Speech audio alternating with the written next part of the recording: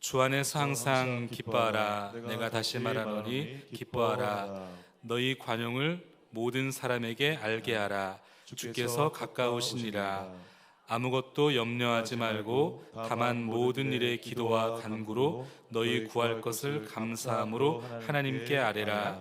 그리하면 모든 지각에 뛰어난 하나님의 평강이 그리스도 예수 안에서 너희 마음과 생각을 지키시리라. 아멘. 우리 항상 기뻐하라라는 제목 가지고 잠시 하나님 말씀 나누겠습니다. 어떤 분의 글에 소개된 내용인데 참 흥미로운 이야기가 있었습니다. 그분의 말씀에 의하면 동물의 웃음소리를 들어본 적이 있는가에 대한 질문이었습니다. 동물의 무슨 소리요? 웃음소리. 울음소리가 아니고 웃음소리입니다. 웃음소리. 여러분들은 동물의 웃음소리를 들어보신 적 있나요? 글쎄 저는 잘 기억이 안 납니다. 동물이 우는 건 봤는데 웃는 거는 잘 못 봤던 것 같아요. 집에서 보통 요즘에 강아지, 고양이 많이 기르잖아요. 이 집에서 기르는 강아지가 어느 날 여러분들을 향해서 입을 크게 벌리면서 하얀 치아를 드러내며 희죽희죽 웃는다. 뭐 이런 장면을 보신 적 있나요? 별로 없을 겁니다. 뭐 동물의 울음소리는 저도 많이 들어봤지만 동물이 웃는다라는 것은 별로 들어본 적이 없어요. 보통 동물이 기분이 좋으면 어떻게 합니까? 뭐 치아를 드러내면서 희죽희죽 웃는 것이 아니라 보통은 강아지를 기준으로 보면 귀를 뒤로 붙인다는 겁니다. 귀를 뒤로 붙이고 그 다음에 꼬리를 흔들면서 혀를 핵핵핵핵 내밀면서 사정없이 이렇게 할죠. 이게 이제 반갑다. 뭐 난 당신에게 복종하겠습니다. 뭐 이런 표현이라고 해요. 제가 그래서 아무리 찾아봐도 이 동물이 우는 소리는 있는데 웃는 소리는 없더라고요. 사람은 웃을 수 있지만 동물은 웃을 수 없는 것 같습니다. 웃지는 못하고 보통 썽을 내죠. 수가 틀리면 어떻게 합니까? 들이받거나 아니면 소리를 지르거나. 이게 이제 여러분 사람과 동물의 차이입니다. 여러분들은 사람이십니까? 동물이십니까? 물론 사람도 동물에 속하는 거지만 자꾸만 씀을 낸다. 그러면 좀 생각해 보셔야 돼요. 사람이란 뭐라고요? 성을 내기보다는 웃는 사람이라고, 웃는 거. 동물들은 성을 낸다고요. 그래서 어떤 분이 이런 얘기를 하셨더라고요. 가장 인간다운 사람은 웃기를 잘하는 사람이고 가장 동물다운 사람은 성내기를 좋아하는 사람이다. 사람과 동물의 차이를 그렇게 내렸더라고요. 사람은 웃기를 잘한다. 여러분 많이 웃을 수 있기를 주님의 이름으로 축복합니다. 우리 그런 의미에서 옆에 분들 한번 바라보면서 여러분들이 웃을 수 있는 가장 최선의 밝은 웃음으로 한번 옆에 사람을 방긋 한번 쳐다보시면서 인사 한번 해주셔요. 네. 여러분 사람만이 웃을 수 있다는 것, 이것은 무엇을 우리 가운데 의미할 수 있는 것인가? 사람만이 웃을 수 있다. 저는 이것은 이 기쁨이야말로 하나님께서 오늘 저와 여러분들에게 주신 최고의 축복이 아닐까, 최고의 특권이 아닐까, 그런 생각을 해봅니다. 사람만이 웃을 수 있기 때문에. 그런 의미에서 하나님이 오늘 저와 여러분들을 향하여 가지고 계시는 마음이 있다면 언제나 우리가 항상 기뻐하고 또 행복하기를 원하신다는 사실이에요. 내가 낳은 내 사랑하는 내 자녀가 여러분 매일마다 바라보고 있으면 찡그리고 있고 화를 내고 있고 우울해하고 있고 늘 뭔가 슬퍼하고 있으면 여러분 그거 부모로서 얼마나 마음이 속상합니까? 그렇죠. 저는 제 사랑하는 아이들이 항상 기쁘고 항상 행복했으면 좋겠어요.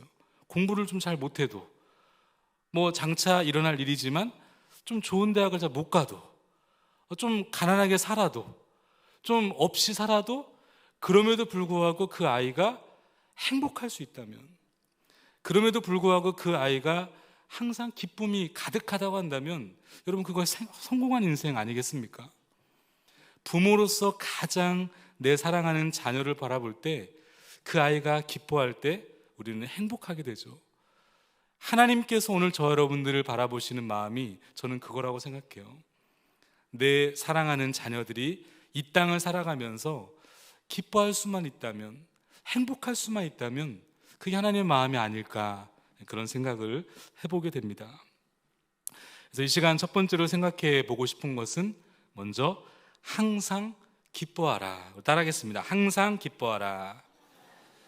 자, 오늘 우리 본문 말씀 4절 말씀을 같이 한번 읽어보겠습니다. 시작. 주 안에서 항상 기뻐하라. 내가 다시 말하노니 기뻐하라. 아멘. 항상 기뻐하라. 여러분이 항상 기뻐하라라는 이 말의 의미는 무엇일까요?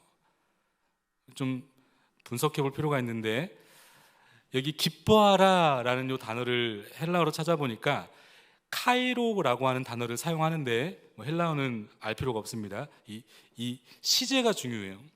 현재 진행형을 사용하고 있더라고요. 그러니까 기뻐하라라는 이 말 속에는 현재 진행형을 사용하고 있는데, 이게 뭐냐면 현재 진행형 명령형입니다. 그러니까 현재라고 하는 것은 뭘 의미할까요? 지금, 당장, 이런 의미예요. 지금 혹은 당장 기뻐해라, 명령이에요. 그러니까 우리가 무엇인가를 기뻐한다고 했을 때 과거에 있었던, 예전에 있었던 어떤 기쁜 일을 떠올리면서 기뻐하는 거, 물론 이것도 기쁜 일이지만 이 본문에 항상 기뻐하라라고 하는 이 본문의 의미 속에는 먼저는 지금 기뻐하는 거예요. 앞으로 일어날 미래에 대해서 기대하는 마음으로 기뻐하는 것이 아니고 지금 기뻐해라. 지금 당장 기뻐해라. 벌써 좀 상당히 부담스럽지 않습니까? 과거에 내게 일어났던 일들을 생각하며 기쁜 일이 많이 있잖아요. 앞으로 일어날 어떤 일들에 대해서 이제 곧 또 조만간 나라에서 10만 원씩 지원금이 나온다는데, 이런 거 생각하면 또 기쁨이 생기는데, 그런데 당장 지금 여기 함께 예배 드리시는 분들 중에는 기쁜 분도 계시겠지만 기쁨이 사라진 분들도 계실 수 있어요.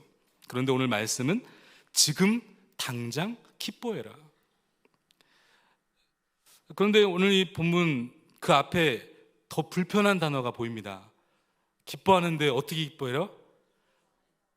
그거는 불편한 단어가 아니잖아요. 항상. 자, 항상 기뻐해요. 항상. 잘 생각해 보세요. 이 항상이라는 이 단어가요, 굉장히 우리를 사실 불편하게 할 수 있어요. 항상이라는 말 속에는 어떠한 조건이나 환경에 영향을 받지 말고, 이런 뜻이거든요. 항상 기뻐하래. 항상. 이게 도대체 가능한 일인가? 이렇게 우리는 생각해 볼 수 있습니다. 불편한 사실 말씀이죠. 우리가 이 말씀을 좋아하지만, 저도 이 말씀을 굉장히 좋아하지만, 사실 이 말씀을 하나하나 따져서 질문해 보면 굉장히 좀 불편한 명령입니다. 어떻게 항상 기뻐할 수 있는가? 항상 지금 기뻐할 수 있는가? 근데 여러분, 오늘 본문을 기록한 사도 바울이 하나님의 말씀을 받아 오늘 우리 가운데 전하는 핵심은 뭡니까? 항상 기뻐할 수 있다는 거죠. 지금 사도 바울이 사실 그런 상황 아니겠습니까? 여러분, 이 빌립보서라고 하는 서신서는 잘 알고 계시듯이 어디서 쓴 편지죠? 감옥에서 쓴 편지죠. 옥중 편지입니다. 그러니까 이 사도 바울은 그 칙칙한 지하 감옥 속에서 역한 시궁창 냄새나는 그 환경 속에서 두 발과 두 손은 차갑고 딱딱한 착고에 매인 채로 매일 밤마다 이 죄수들이 소리 소문 없이 죽어가고 있는 그 끔찍한 감옥의 현장에서 사도 바울이 지금 항상 기뻐해라 라고 말할 수 있다고 한다면, 여러분, 이것은 진실이라는 사실이죠. 여러분, 이 최악의 상황 아니겠습니까? 사도 바울보다도 최악의 상황이 오늘 우리 가운데 어디 있겠습니까? 그런데 그 최악의 상황 속에 있는 사도 바울이 항상 기뻐할 수 있다라고 말하고 한다면 여러분, 그것은 가능한 일이라는 거죠. 그 비결이 무엇입니까? 오늘 4절에 보니까 주 안에서요. 주 안에서. 여러분, 우리는 주 안에서 항상 기뻐할 수 있다는 사실을 여러분 믿을 수 있기를 바랍니다. 내가 내 의지로, 내 노력으로 우리는 기뻐할 수 없어요. 그런데 우리가 주 안에 있으면 어떻게 된다고요? 항상 기뻐할 수 있다고요. 이 주 안에서라는 이 말은 어떤 의미를 갖고 있냐면요, 주님과 친밀한 관계 안에서라는 의미예요. 주님과 친밀한 관계 안에서. 그러니까 여러분, 이 말씀은 지식적으로 주님 안에서 이런 뜻이 아니에요. 주님을 믿는 것이 아니라, 그저 지식적으로 주님을 믿는 것이 아니라 실제적으로 나의 삶 속에서 친밀한 주님과의 관계를 누린다면 이런 의미예요. 그러면 너희는 항상 기뻐할 수 있다. 그래서 여러분, 사도 바울이 이 신약의 서신서를 기록하면서 언제나 그는 이 주 안에서 혹은 예수 안에서라는 이 말을 굉장히 많이 반복적으로 고백하고 있습니다. 어떤 분이 이걸 셌대요. 무려 132회나 등장한다고 합니다. 그러니까 말만 하면 항상 사도 바울은 주 안에서, 무슨 말만 하면 항상 주 안에서, 예수 안에서였다는 거예요. 그만큼 사도 바울의 온 생각과 그의 감정과 그의 의지와 모든 결정에 있어서 늘 실제적으로 예수 그리스도가 그에게 영향력을 줬다는 겁니다. 실제적으로 주님과 늘 동행했다는 거예요. 지대한 영향력을 받고 있었다는 겁니다. 주님으로부터. 그럼 그런 의미에서 우리가 질문을 던져 보아야 합니다. 나는 주님과 정말 친밀한 관계를 누리고 있는가? 왜 자꾸만 우리가 우울에 빠지고, 왜 자꾸만 우리가 어떤 슬픈 감정에 빠지는가? 질문해 보셔야 돼요. 나는 정말 당장 지금 주님과 친밀한 관계를 누리고 있는가? 나는 주님의 영향력 아래 정말 살아가고 있는 것 맞는가? 여러분, 예배를 드린다고 해서, 말씀을 읽는다고 해서, 기도를 한다고 해서, 새벽 예배를 빠지지 않는다고 해서 주님과 친밀한 관계를 누리고 있는가? 주님의 영향력 아래 정말 살아가고 있는가? 이 질문은 좀 다른 질문일 수 있어요. 얼마든지 예배를 빠지지 않고 잘 드려도, 그런 종교인이 되어도 주님과 친밀해지지 않을 수 있습니다. 주님의 영향력 아래 살아가지 않을 수도 있어요. 여러분, 시편 1편 18편 1절을 말씀해 보니까 다윗이 이렇게 고백을 하죠. 우리 같이 한번 고백해 보겠습니다. 시작. 나의 힘이신 여호와여, 내가 주를 사랑하나이다. 아멘. 나의 힘이신 여호와여, 내가 주를 사랑합니다. 근데 여러분, 이 다윗의 이 고백, 너무나 낭만적인 고백이잖아요. 나의 힘이신 여호와여, 내가 주님을 사랑합니다. 근데 여러분, 이 시편의 이 표제를 보면요, 지금 낭만적으로 이렇게 고백할 수 있는 상황이 아닙니다. 지금 다윗이 고백을 드리는 이 현장은 치열한 전쟁터에서 적군들의 창과 칼이 빗발쳐 오르는 그런 무시무시한 현장이었어요. 사울 왕이 다윗을 죽이겠다고 무려 10년 이상을 쫓아다니는 그런 상황에서 다윗이 지금 하나님을 향하여 이렇게 고백하고 있는 거예요. 나의 힘이신 여호와 하나님, 내가 주님을 사랑합니다. 여러분, 이것이 무엇을 의미하겠습니까? 아무리 치열한 삶의 현장이어도 주님의 영향력 아래에 있으면 이런 놀라운 고백을 드릴 수 있다는 것 아니겠습니까? 여러분, 오늘 저와 여러분들의 삶이 얼마나 사실 치열합니까?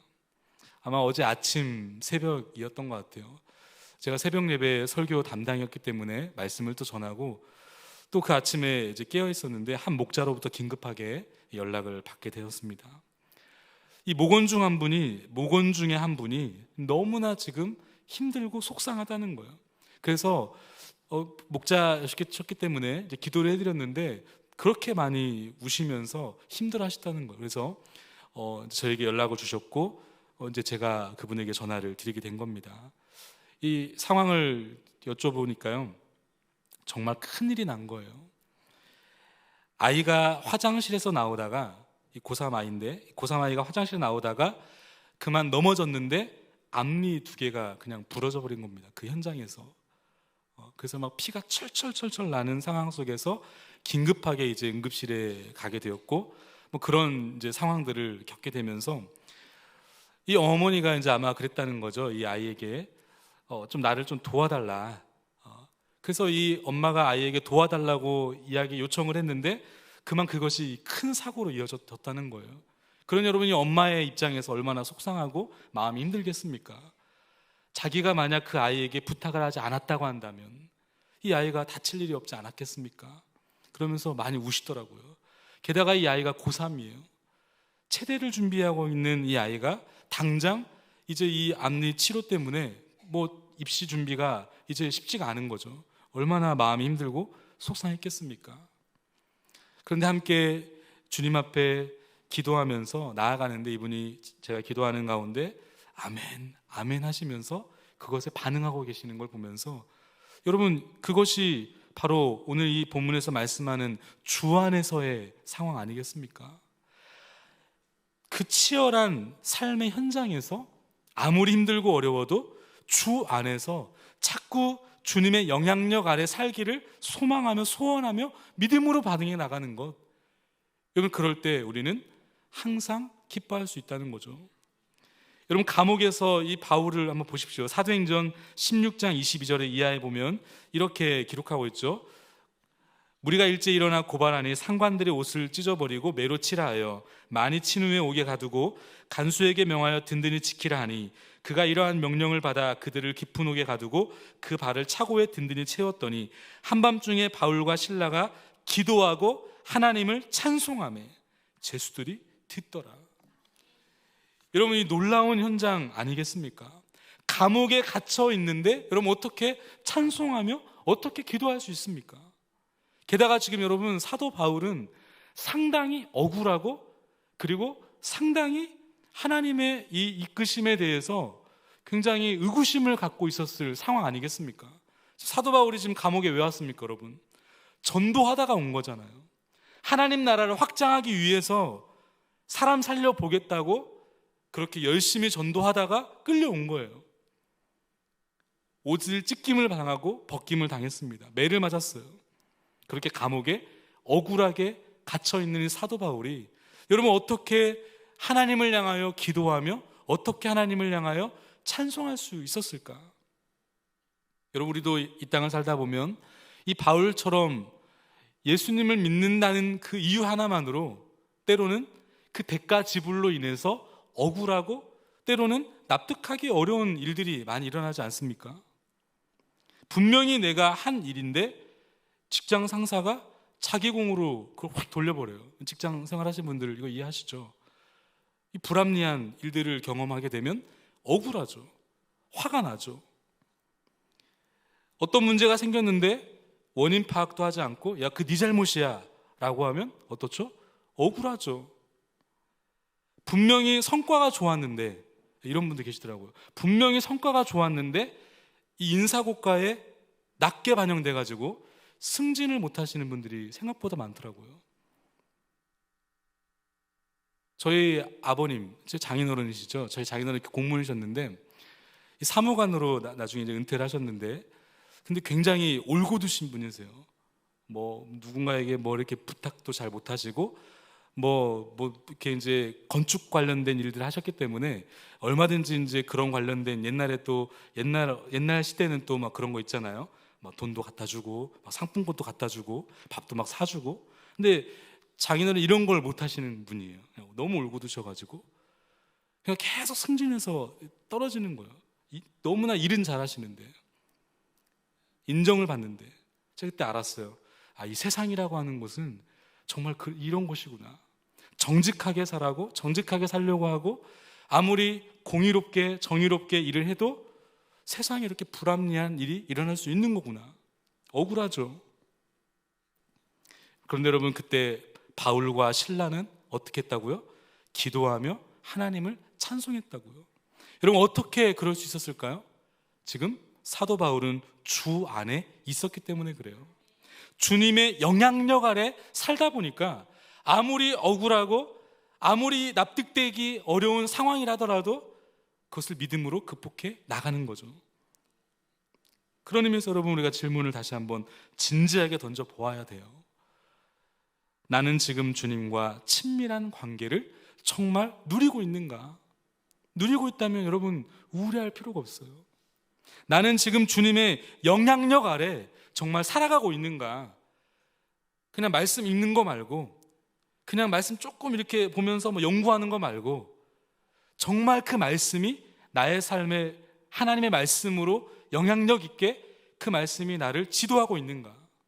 나의 생각을 다스리고 있고, 나의 감정을 다스리고 있고, 내 어떤 결정과 내 어떤 판단에 있어서 정말 주님의 영향력 아래 나는 살아가고 있는가를 질문을 드리고 있는 겁니다. 제가 주일 설교를 함께 나누면서 와이파이 얘기를 한번 드렸잖아요. 저희 집이 21층 꼭대기, 너무 덥고 너무 추운 이 곳인데, 이 와이파이도 잘 안 터지는 곳이더라고요. 꼭대기가 원래 그런지 모르겠어요. 와이파이가 안 터지는 이 구석에 가면 너무 이 쉽지가 않아요. 항상 기파라고 하시는데 이 쉽지가 않아요. 그래서 그저껜가 아내가 거기에 드디어 달았습니다. 와이파이 확장판. 그거 다니까 너무 좋은 거예요. 모든 집안에 곳곳에 다 와이파이가 터집니다.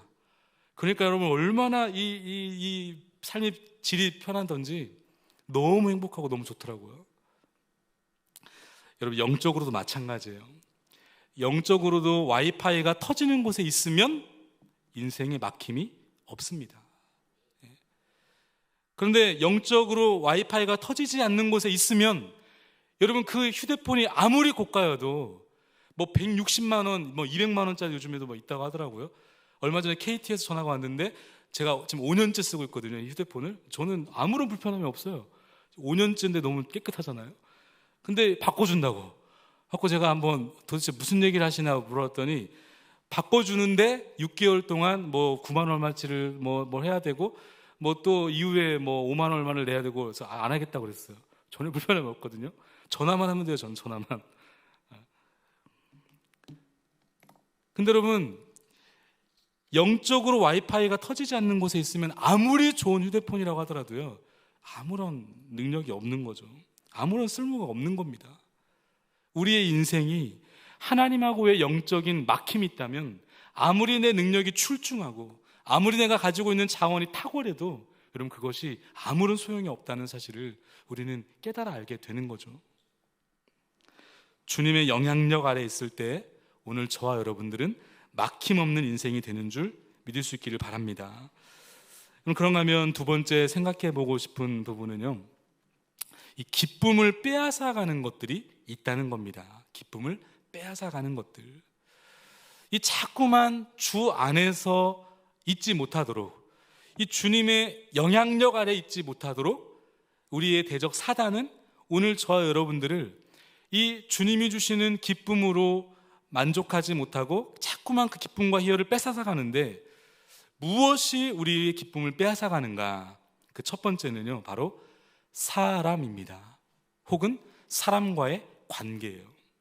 우리 4절과 5절 말씀을 다시 한번 우리 읽어보겠습니다. 시작. 주 안에서 항상 기뻐하라. 내가 다시 말하노니 기뻐하라.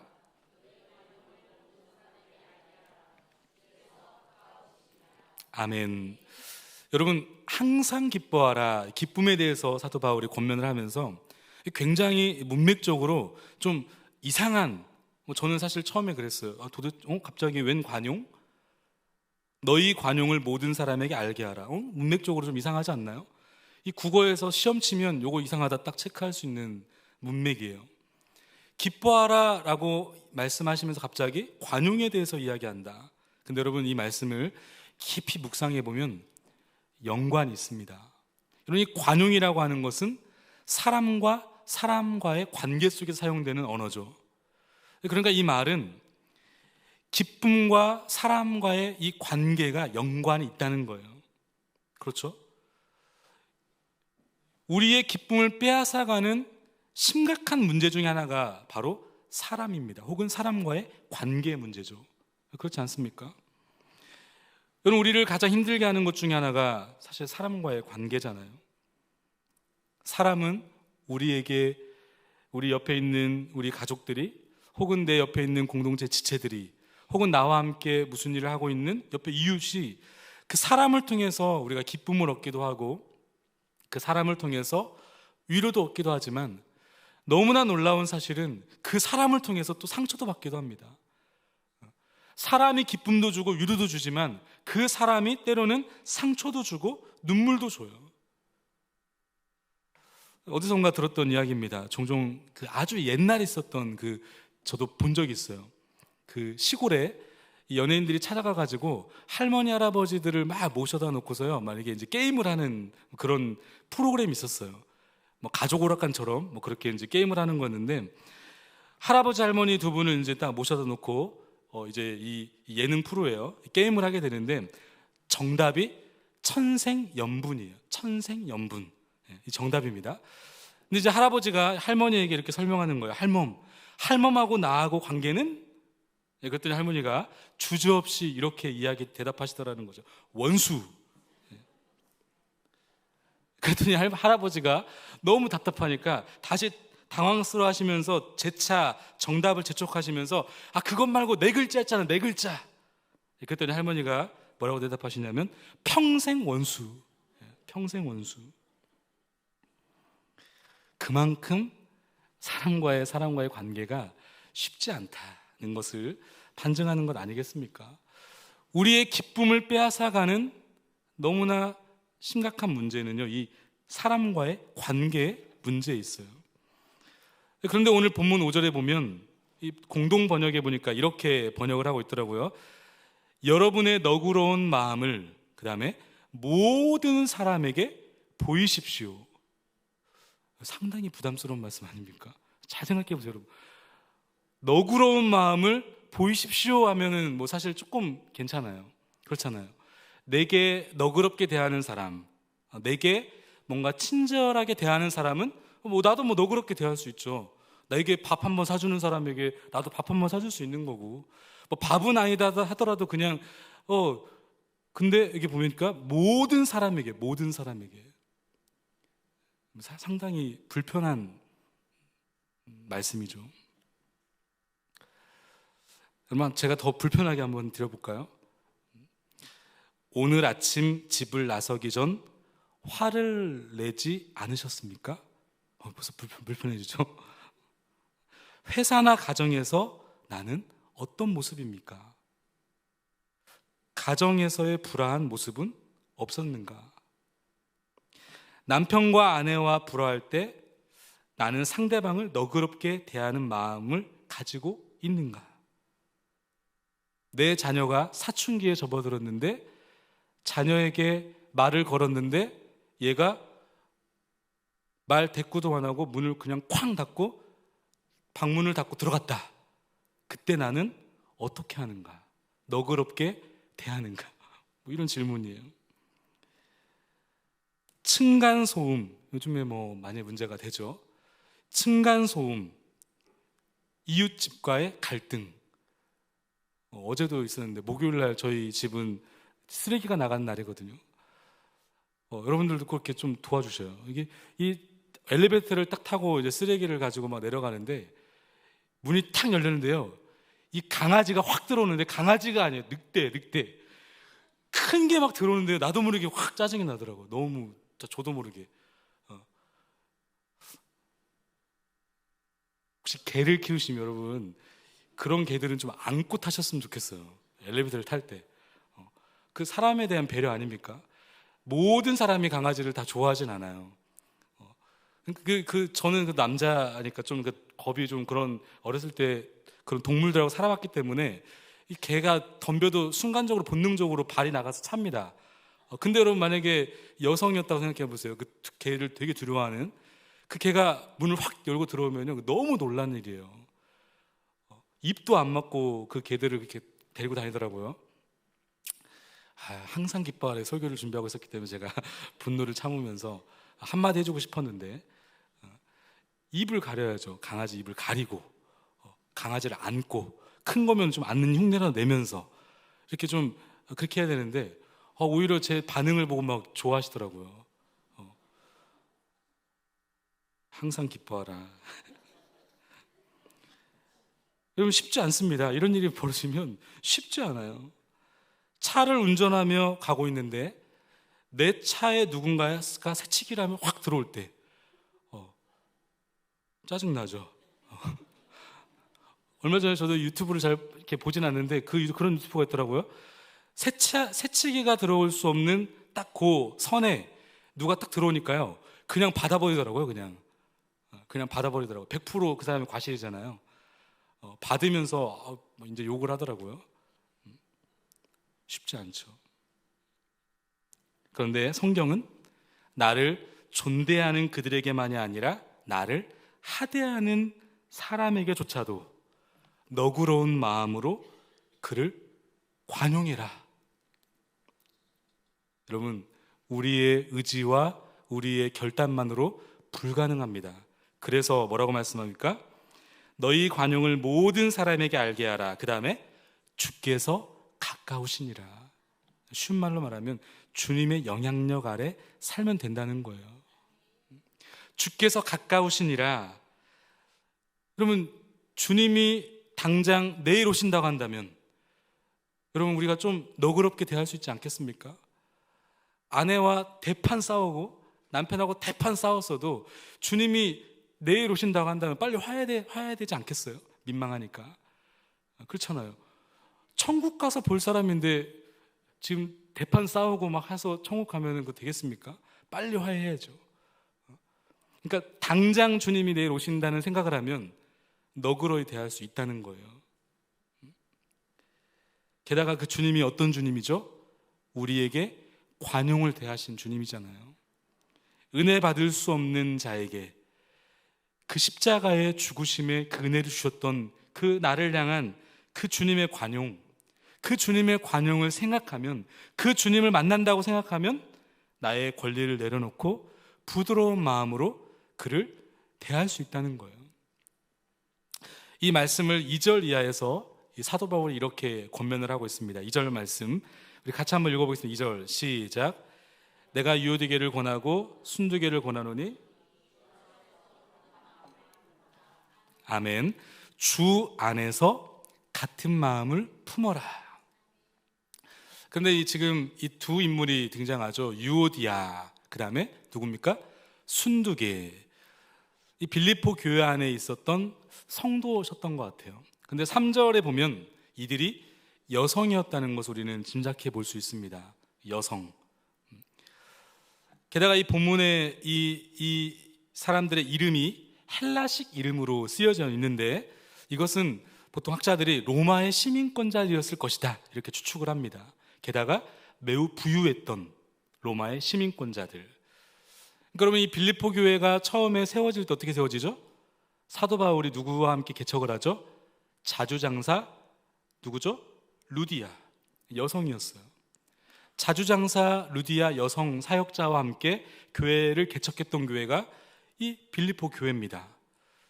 그리고 오늘 본문에 등장하는 유오디아와 순두게, 이들 역시도 여성 사역자들이에요. 그러니까 아마도 이 빌립보 교회에 굉장히 이 교회 지도자들 중에 이 여성 사역자들이 꽤 많았던 것으로 우리가 추측해 볼 수 있죠. 오늘 우리에게 적용시켜 보면 교회 안에 유권사님 혹은 순권사님, 이 두 분이 계시는데 자꾸 이 두 분이 어떻게 되는 거예요? 불협화음이 되는 거예요. 갈등. 장로님으로 보면 유장로님, 순장로님, 이렇게. 우리 유장로님은 아닙니다. 유장로님, 순장로님, 이렇게 두 사람의 관계가 자꾸 지금 어려워졌다는 거죠. 사도 바울이 그래서 교회 앞에 이렇게 간청을 하고 있는 거예요. 주 안에서 같은 마음을 품으라. 여러분, 어떻게 같은 마음을 품을 수 있습니까? 주 안에서. 이 주 안에서라는 의미는 이런 의미를 또 담고도 있겠죠. 우리가 주님 안에 있는 사람들이다. 우리는 주님 안에 있는 가족이라는 거죠. 여러분의 교회를 섬기다 보면 나와 항상 같은 사람만이 존재하지 않습니다. 이상하죠? 그 이상한 사람을 피해가지고 다른 곳에 갔는데 거기에도 이상한 사람이 있어요. 거기 이상한 사람 때문에 또 다른 곳에 갔는데 거기도 또 이상한 사람이 있어요. 그럼 여러분 생각해 보셔야 돼요. 내가 혹시 이상한 사람은 아닌가? 어느 곳에 가나 이상한 사람이 있습니다. 이상한 사람이 아니고요, 다른 사람이에요. 다른 사람. 나의 생각이 다르고, 나와 생각이 다르고, 나와 일하는 방식이 다르고, 나와 때로는 의견이 다르고, 기질이 다를 수 있죠. 근데 여러분, 우리가 그럴 때마다 어떻게 생각해야 된다는 겁니까? 우리가 주 안에 같이 있는 사람이야. 우리는 예수님 때문에 이곳에 있는 사람들이야. 이 생각을 해야 된다는 거예요. 저도 항상 우리 교회에 등록하시는 새가족 분들을 제가 신방할 때마다 보통 그렇게 항상 말씀을 드립니다. 저희 교회에 이제 오신 얘기를 쭉 들으면서 마지막에 제가 항상 그런 얘기를 드려요. 그런데 이 교회를 다니시는 첫 번째 중요한 이유는 예수님 때문에 다니시는 것이죠. 그것 때문에 다니셔야 됩니다. 물론 교회 안에 오시면 뭐 위로도 받고 밥도 주고, 우리 교회 점심 굉장히 잘 나오잖아요. 주일마다 밥도 많이 맛있게 먹을 수 있고 여러 가지 좋은 것이 있지만, 제일 중요한 문제는 예수 만나는 거죠. 예수님 만나서 구원받는 거. 그래서 교회를 다녀야 되고, 두 번째는 그래서 예수님만 바라보기를 주님의 이름으로 축복합니다. 항상 그렇게 제가 권면을 드려요. 예수님만 보도록. 왜냐하면 우리가 신앙생활 하다 보면 예수님만 보이는 게 아니라 자꾸 사람이 보이죠. 처음에는 예수님만 보고 와요. 그런데 자꾸 그 시선이 흐릿해지면서 사람이 보이기 시작하죠. 그리고 나랑 자꾸 다른 것들 때문에 부딪혀요. 자꾸 피하거나 싸우거나, 그러다가 이제 관계가 힘들어지는 거죠. 그럴 때마다 여러분이 생각해야 되는 거예요. 예수님 때문에 우리가 친해질 수 있다. 아멘이십니까? 예수님 때문에 친해지는 거예요. 만약 다른 점이 보인다고 한다면 그건 왜 달라 보이는 거죠? 성장하라고. 여러분, 공동체 안에 우리가 왜 봉사를 해야 되는 거죠? 반드시 한 가지 이상 봉사하시기를 주님의 이름으로 축복합니다. 그런데 여러분, 봉사의 그 개념 속에는요, 교회를 세운다는 의미도 있지만 우리를 훈련해 가시는 과정에 봉사가 있어요. 왜 우리를 공동체로 모으시는 거죠? 맨날 부딪히고 맨날 갈등이 일어나고 힘들 수도 있는 이 공동체에 왜 하나님께 자꾸 우리를 모이라고 하십니까? 그 안에서 예수님을 닮아가는 훈련의 현장이기 때문에 그래요. 자꾸만 다른 사람들의 관계를 통해서, 갈등을 통해서 어떻게 되죠? 예수님을 닮아가는 훈련이 되는 거죠. 그러니까 여러분, 봉사하다가 갈등이 일어나는 것 당연한 거예요. 식당 봉사하다가 자꾸만 뭔가 트러블이 있습니까? 여러분, 그거 이상하게 생각하지 마세요. 그런 게 있을 때마다 어떻게 생각하셔야 돼요? 성장해야 되는구나. 우리 같이 성장하자. 이렇게 보시는 거죠. 윌로크릭 교회의 이 청순한 사역의 부흥을 일으켰던 이 보보셔스라고 하는 목사님이 계시는데, 이분이 이런 책에서 이런 이야기를 합니다. 우리가 하나님 앞에 서는 날 두 가지를 대답해야 될 것이다. 첫 번째는 사명을 감당했는가, 두 번째는 동역하다 왔는가.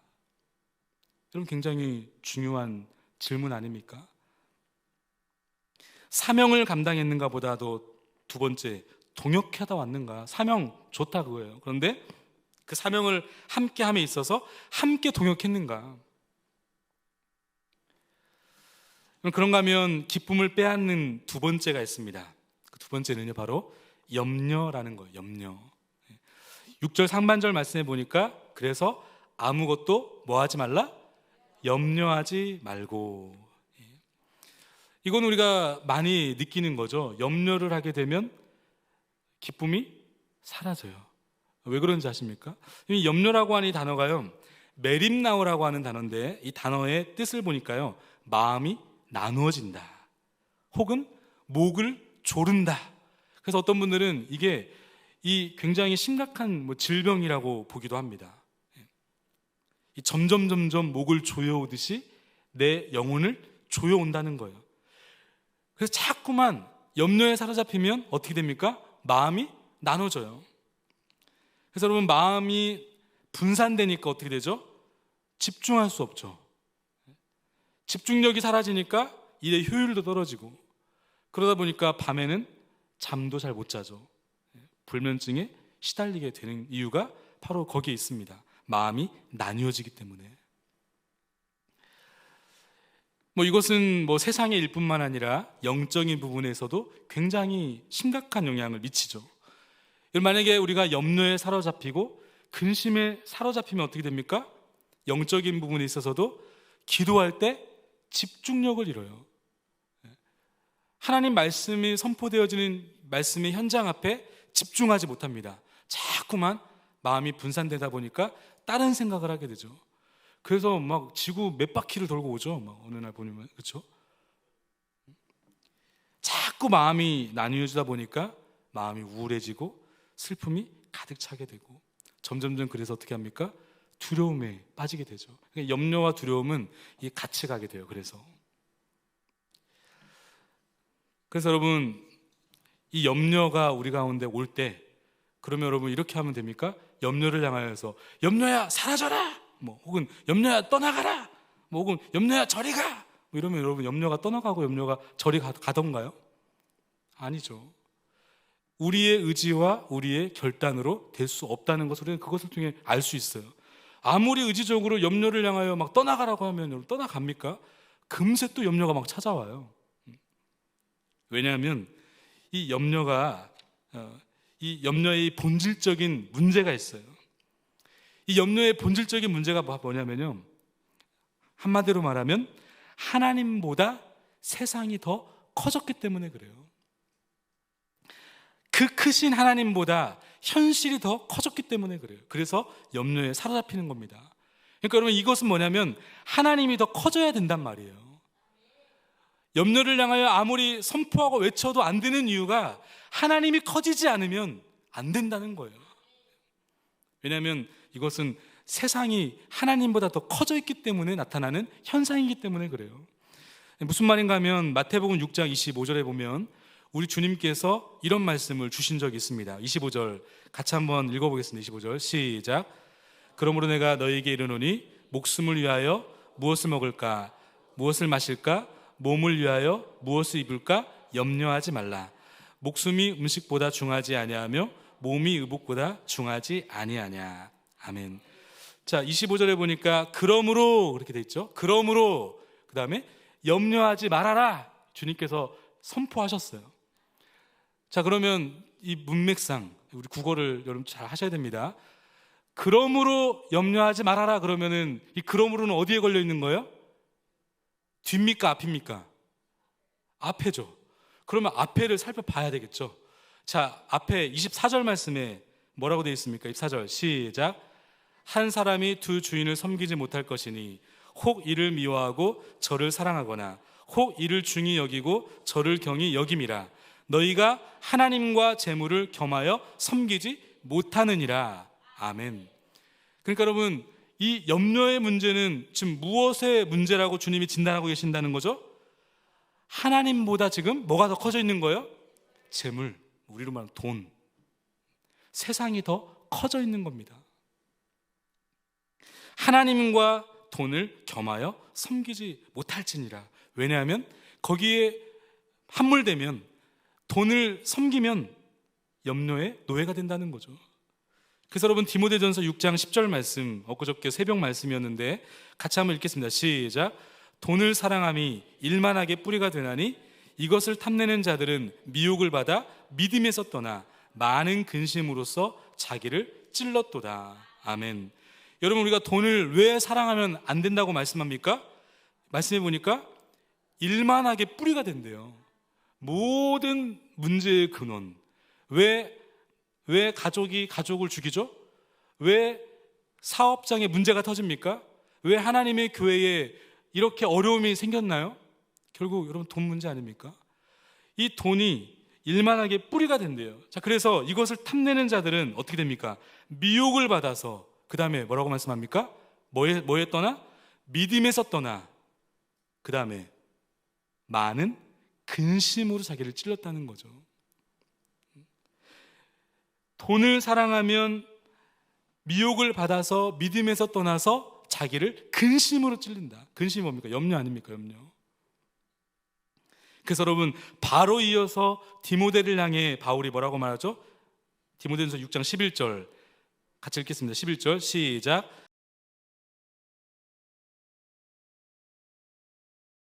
오직 너 하나님의 사람아.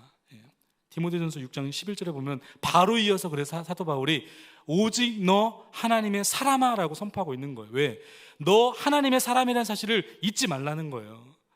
하나님의 영향력 아래 살아야 된다는 겁니다. 그래야 염려의 노예가 되지 않을 수 있다. 존 파이퍼가 이런 말을 합니다. 당신의 가진 것에서 시작하지 말라. 잘 들어보세요. 당신의 가진 것에서 시작하지 말라. 당신이 가진 것에서 시작하지 말고 예수님에게서 시작해 보라. 내가 가지고 있는 것을 시작하는 것이 아니라 누구에게서부터 시작하라고요? 예수님에게서 시작해봐라. 이걸 우리가 조금 쉽게 표현해 보면 동전이나 사람 수의 세기에 앞서서 예수님께서 나에게 도와주신 횟수를 세어봐라. 이렇게 적용해 볼 수 있어요. 하나님이 더 커지셔야 됩니다. 돈의 영향력 아래 살지 않고 하나님 영향력 아래 살 때 피조물인 돈보다 그 피조물을 만드신 그 피조물을 다스리고 계시는 하나님의 영향력 아래 살 때 오늘 우리는 염려로부터 자유케 된다는 사실을 믿을 수 있기를 바랍니다. 그런가 하면 마지막 세 번째 생각해 보고 싶은 문제는요, 이제 실제적으로 우리가 해야 될 이 두 가지가 있어요. 이 사람과의 관계의 문제가 생기면, 염려의 문제가 찾아오면, 그래서 이 기쁨이 막 자꾸만 빼앗기려고 할 때, 그때 주 안에 계셔야 되잖아요. 근데 주 안에 계시기 위해서 실질적으로 하셔야 될 두 가지가 있어요. 첫 번째는요, 기도하라는 겁니다. 기도하라. 우리 빌립보서 4장 6절 말씀 같이 한번 읽어보겠습니다. 시작. 아무것도 염려하지 말고 다만 모든 일에 기도와 간구로 너희 구할 것 하나님께 감사함으로 하나님께 아뢰라. 아멘. 여러분, 염려할 시간에 뭐라고 말씀하니까? 기도해라. 염려를 가지고 내 앞에 끌고 와가지고 염려를 계속 묵상하는 사람들도 있어요. 자꾸 묵상합니다. 이상하죠? 염려는 이상하게 묵상이 잘 돼요. 성경은 묵상이 잘 안 되는데 그 염려를 가지고 오면요, 염려가 얼마나 묵상이 잘 되든지 이 염려가 막 점점점 파급력이 막 미쳐가지고 점점 이상한 생각을 하죠. 그래서 비합리적인 생각을 가지고 그 염려를 묵상하기 시작하죠. 그게 여러분, 그래서 어떻게 됩니까? 그게 우울증이 되는 거죠. 그래서 여러분, 염려가 딱 찾아오면 어떻게 해야 된다는 겁니까? 선택하라는 거예요. 염려를 붙들고 염려할 것인지 아니면 하나님께 나아가 기도할 것인지. 만약에 염려를 묵상하지 않고 하나님께 나아가 기도하면 그 염려는 쫓아내게 될 것입니다. 하나님께서 그렇게 하실 거예요. 근데 여러분, 염려를 붙들고 묵상하게 되면 그 염려에 질식당해서 그 염려 매립나오 점점점 목을 조여오는, 점점점 그래서 나를 숨막혀 죽이게 하는 그런 치명적인 문제가 될 수 있다는 겁니다. 여러분, 오늘 하나님께서 저와 여러분들에게 주신 최고의 권세가 있다면 그것은 기도인 줄 믿을 수 있기를 바랍니다. 예수 그리스도의 이름으로, 예수님의 이름으로 기도할 수 있는 것, 여러분, 이것은 아무나 할 수 있는 게 아니에요. 지나가는 예수님 안 믿는 사람들, 여러분, 예수님의 이름의 권세를 사용할 수 있습니까? 사용 못 하잖아요. 예수님의 이름의 권세는 예수님을 믿음으로 말미암아 하나님의 자녀된 사람들만 사용할 수 있는 권세예요. 그러니까 여러분, 예수님의 이름으로 많이 축복해 주세요. 권세입니다, 권세. 그런가 하면 예수님의 이름으로 옆에 많은 분들을 기도해 주세요. 특권입니다. 기도는 특권이에요. 그래서 마지막에 예수님의 이름으로 기도합니다. 여러분, 이 예수님의 이름으로 기도합니다라는 이 고백은 아무나 드릴 수 있는 고백이 아니에요. 예수님 안 믿는 사람들에게 가가지고 이렇게 하면 기도해보라고 따라해보라고도 잘 안 돼요. 영이 없기 때문에.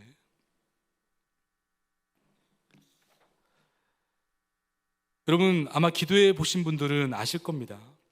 이 염려가 찾아올 때 기도해 보면 놀라운 일이 벌어지죠. 제가 보기에는 두 가지 일이 생겨요. 먼저는 염려가 찾아올 때 그 염려를 붙들고 막 내가 막 묵상하기 하는 게 아니고 그 염려를 가지고 주님께 나와 그 염려를 던져버리면 어떤 일이 벌어지죠? 주님께 나와 그 염려를 던져버리면 두 가지 일이 일어나는데 그 염려의 실체가 드러납니다. 믿으십니까? 그 염려의 실체가 드러나요. 그래서 결론은 뭡니까? 염려가 아무것도 아니게 되는 거예요. 염려가 이렇게 작았어? 그 크신 하나님 앞에 서니까요, 그 염려가 아무것도 아니게 되는 거예요. 이상하죠? 그러면서 여러분, 그 염려를 붙들고 주님 앞에 던져버리면 또 어떤 일이 벌어집니까? 염려의 실체가 드러나는 것뿐만 아니라 크신 하나님이 보이기 시작하면서 그 하나님을 바라보게 되는 거예요. 이게 기도의 효과입니다. 이거는 아무리 설명을 해도 설명이 안 되는 놀라운 일이에요. 책 100권을 읽어도 이거는 능력을 경험해 보셔야 됩니다. 기도하는 자가 경험해 볼 수 있는 특권이에요. 여러분, 여호수아를 잘 아시죠? 여호수아 1장에 보면 여호수아가 지금 굉장히 심각한 우울에 빠져 있습니다. 민족의 위대한 지도자, 아버지와 같은 따랐던 그 모세가 이제 하나님의 부르심을 받고 자신의 곁을 떠났어요. 그리고 이제 2대 민족의 지도자로 세워지긴 세워졌는데, 그런데 너무나 무서운 거예요. 이스라엘 백성들 자기가 잘 알잖아요. 40년 동안 광야 생활하면서 얼마나 말을 안 듣는지. 그런데 자기는 모세와 같은 능력이 없는 걸 본인도 알아요. 그러니까 오랜 시간 동안, 거기 말씀에 보면 오랜 시간 동안 모세를 위하여 장례를 치렀는데, 우리는 보통 3일장, 4일장 하는데요, 장례 일정이 굉장히 깁니다. 막 90일, 100일 된 것 같아요. 엄청난 오랜 시간, 그 정도 시간 되면 이제 좀 어느 정도 회복이 되어야 되지 않겠습니까? 근데 여러분, 말씀을 잘 보세요. 그렇게 시간이 흘렀는데도 모세가 여전히 두려워하고 있어요. 그래서 이 두려움이 이 모세를 꽉 붙들고 있으니까, 그럼 점점점 아마 우울에 이렇게 빠져 있던 것 같아요. 그래서 무기력한 삶을 살아갑니다. 아무것도 안 해요. 잘 보세요. 아무것도 안 해요. 그냥 있습니다. 하나님이 너무나 답답하니까 모세에게 나타나시죠. 그리고 여호수아 1장 1절 이하에 보면 모세에게 명령을 하십니다. 야, 모세 너 죽었으니까 이제는 일어나서 좀 그 땅으로 가라는 거죠. 이미 내가 내게 명령한 것 아니냐는 거죠. 이미 내가 너에게 약속했다는 거예요. 그러면서 그 유명한 말씀, 여호수아 1장 9절 말씀, 이렇게 하나님이 약속을 하시죠. 같이 한번 읽겠습니다. 시작. 내가 내게 명령한 것이 아니냐. 강하고 담대하라. 두려워하지 말며 놀라지 말라. 내가 어디로 가든지 내 하나님 여호와가 너와 함께 하느니라 하시니라. 아멘. 그랬더니 바로 이어서 10절 말씀, 11절 말씀 보시기 바랍니다. 자, 시작. 이에 여호수아가 그 백성의 관리들에게 명령하여 이르되 진중에 두루 다니며 그 백성에게 명령하여 이르기를 양식을 준비하라. 사흘 안에 너희가 요단을 건너 너희의 하나님 여호와께서 너희에게 주사 차지하게 하시는 땅을 차지하기 위하여 들어갈 것임이니라 하라. 완전히 달라지지 않았습니까? 여러분, 도대체 이 9절과 10절 사이에 어떤 일이 일어났길래 이렇게 여호수아가 달라진 거죠? 그렇게 무기력하고 아무것도 하지 않은 그 여호수아가 갑자기 이에 일어나서 막 진중을 막 돌아다니면서 뛰어다니면서 막 격려하기 시작하는 거예요. 하나님께서 이제 말씀하셨다는 거죠. 말씀 한두 번 주신 것이 아닌데 양식을 막 준비하라는 거예요. 여호수아의 이 기백이 느껴지십니까? 방금 전까지만 하더라도 여러분, 모세를 하나님께 보내놓고 오랜 시간 동안 아무것도 하지 않고 있었다니까요. 도대체 여호수아에게 무슨 일이 일어난 겁니까? 저는 그날 밤에 놀라운 일이 여호수아의 내면에 일어났다고 생각해요. 하나님이 주신 이 강력한 말씀을 붙들고, 여러분, 여호수아가 뭐 했겠습니까? 그냥 잠이나 차고 그렇게 누워 있었겠습니까? 이 강력한 하나님의 말씀을 붙들고 밤새도록 여호수아가 기도하지 않았을까요? 밤새도록 기도하면서 그 염려의 문제를 하나님 앞에 올려드리면서 하나님 앞에 나아가 기도했겠죠. 그랬더니 여호수아가 깨달았던 두 가지, 저는 확실해요. 염려의 실체가 드러나죠. 뭡니까? 모세가 한 게 아무것도 없네? 이거였어요. 출애굽을 하면서 홍해를 건너면서 그 민족의 위대한 지도자라고 여겼던 모세가, 여러분 진짜 모세가 한 게 있습니까? 잘 보세요. 여러분 성경을 보세요. 모세가 한 게 아니고 하나님이 하셨잖아요. 하나님이 모세와 함께 하시니까 그 놀라운 일들이 일어난 거예요. 여호수아가 그것을 발견했던 거예요. 모세가 한 게 아무것도 없네? 그러면서 또 하나, 하나님이 다 하셨구나. 하나님을 보게 되는 거죠.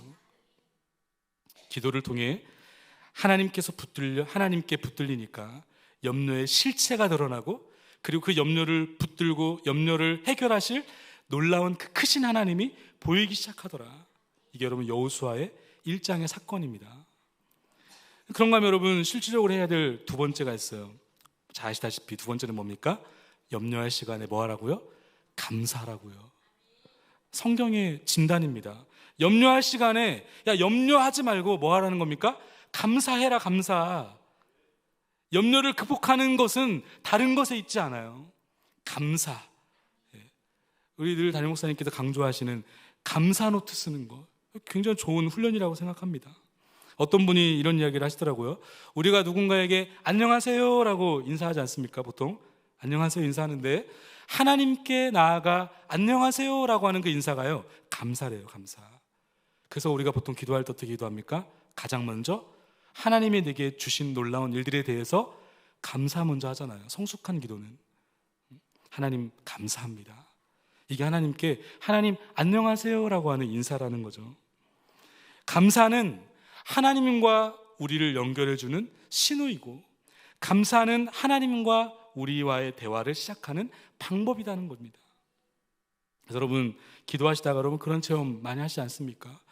염려에 함몰되어서 너무 걱정이 되고 근심이 있고 힘든데, 그럼에도 불구하고 하나님의 좀 전에 나아가 기도했더니, 여러분 기도하니까 점점점 막 염려가 더 커지던가요? 아니죠. 점점점 그 염려가 내 머릿속에 지워지죠. 그리고는 성령께서 어떻게 여러분들 인도하십니까? 점점점 입술을 열어서 감사하게 하세요. 감사. 여전히 염려가 있지만 그래도 하나님이 내게 해주신 놀라운 일들이 더 크게 보이고, 그것들이 점점점 감사로 바뀌게 되는 거죠. 그래서 여러분은 깨달아 알게 되죠. 하나님 어디 가시지 않았구나. 불안해가지고 내 인생을 내가 끌고 가려고 그래서 염려하고 걱정했는데, 내 인생을 끌고 온 것이 내가 아니고 하나님이셨구나. 그 하나님이 어디 도망가지 않으셨구나. 하나님은 신실하신 분이시구나.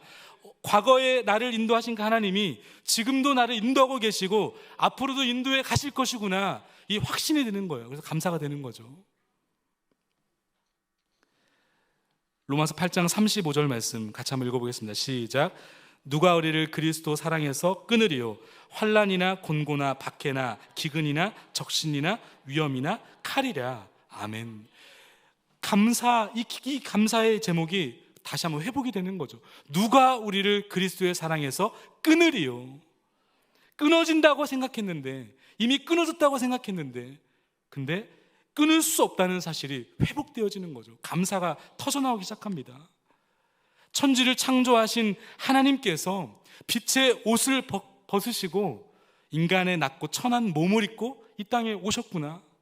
천사의 경배를 받으시던 그 하나님께서 한 시골 처녀의 태반에 깃들어서 그 추운 밤 여물 위에 태어나 잠드셨구나.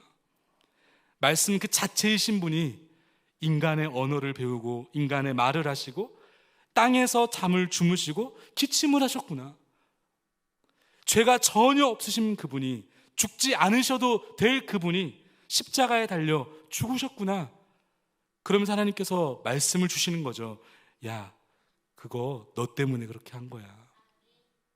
너를 향한 나의 사랑의 분량이야. 이 확신이 우리로 하여금 감사를 회복하게 하게 되는 것이죠. 말씀을 정리합니다. 주 안에서 이렇게 기쁨이 회복이 되면 바로 7절 이런 축복이 주어지죠. 7절 말씀 같이 한번 읽겠습니다. 시작. 그리하면 모든 지각에 뛰어난 하나님의 평강이 그리스도 예수 안에서 너희 마음과 생각을 지키시리라. 아멘. 이 놀라운 축복이 여러분들의 삶에, 여러분들의 인생에 가득하시기를 주님의 이름으로 축복합니다. 여러분, 다른 사람의 전체 이 모습을 이렇게 손바닥에 놓고 사진을 촬영해 본 적이 있으신가요? 저도 가끔 이제 그렇게 찍어 본 적이 있는데, 이렇게 이제 집사님 한 분을 모셔다 놓고 여기서 사진을 딱 찍는 거예요. 굉장히 작게 보이잖아요. 근데 이렇게 할 수도 있고요. 앞에 한번 이미지를 보여주시기 바랍니다. 자, 여러분, 이 사진이 오늘 저와 여러분들의 이 존재론적 현실이에요. 믿으십니까? 오늘 저와 여러분들이 지금 누구의 손에 있습니까? 하나님의 손에 있어요. 이 하나님의 손은 절대로 빠져나가지 않습니다. 여러분, 내가 하나님의 손을 잡고 있는 것 같으세요?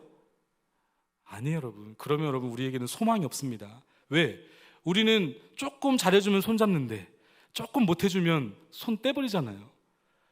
나는 손을 뗄 때도 있고 잡을 때도 있지만 하나님의 손은 우리를 끝까지 놓지 않으시죠.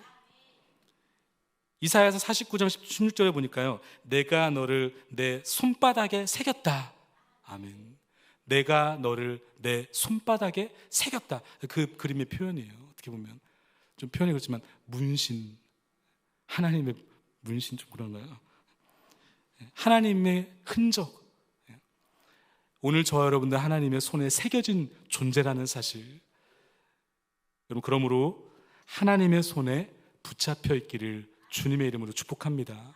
하나님의 손에 붙잡히면, 다시 말하면 주 안에 계시면, 주님의 영향력 아래 살게 되시면, 그래서 사람의 문제, 이 염려의 문제가 찾아올 때마다 그 염려를 싸잡아 안고 사람의 문제를 가지고 내가 해결하려고 하는 것이 아니라 주님께 나아와 엎드려 기도하면, 그리고 감사가 회복이 되면 주 안에서의 다시 한 번의 큰 기쁨, 그 구원의 즐거움이 오늘 저와 여러분들에게 회복되는 줄 믿고 오늘 이 밤 이 문제를 놓고 기도하는 저 여러분 될 수 있기를 주님의 이름으로 축복합니다.